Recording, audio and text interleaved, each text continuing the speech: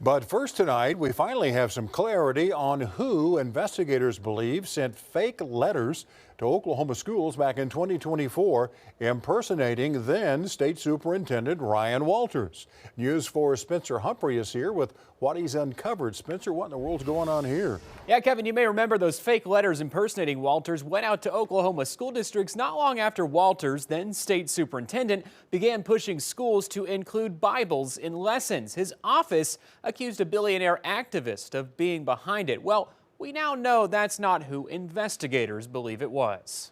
Back in August 2024, we heard from leaders at several Oklahoma school districts telling us they got something odd in the mail. Envelopes like this one, seemingly sent from the Oklahoma State Department of Education. Inside was this letter, complete with the official state seal, apparently written by then State Superintendent Ryan Walters. It told them because of Walters' directive allowing schools to teach the Bible, the State Department of Education was sending them some supplemental learning material to use in lessons. That supplemental material was this: 85 pages of something called the Book of Aaron, a text claiming to have been discovered in 2008 and apparently translated in 2020 by the Beast of the Sea, a name the actual biblical book of Revelation uses for the Antichrist. That raised red flags for school leaders. So too did the fact Walters apparently didn't sign the letter as state superintendent, but as Secretary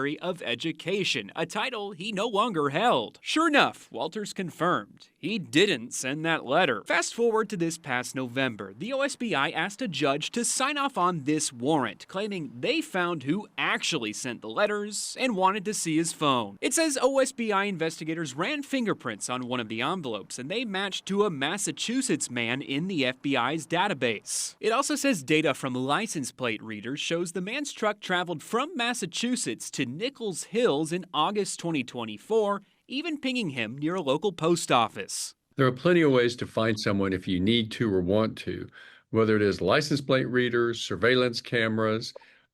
Your cell phone can pick up a lot of things you don't realize. We're not identifying the man because he hasn't been charged as of yet, but that could change. There are a couple of statutes he could be guilty of. One is impersonating a state official in order to hinder other state officials or to defraud them.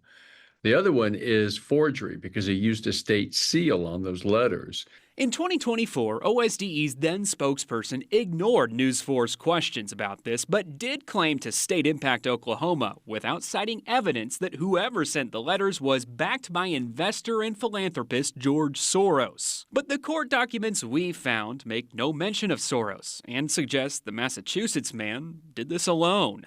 Assuming this individual is arrested and proven guilty in court, that's the time to really look at any motivating factors. Until then, anyone who jumps the gun and starts talking about things like that isn't doing anyone any favors, and certainly not helping the legal process.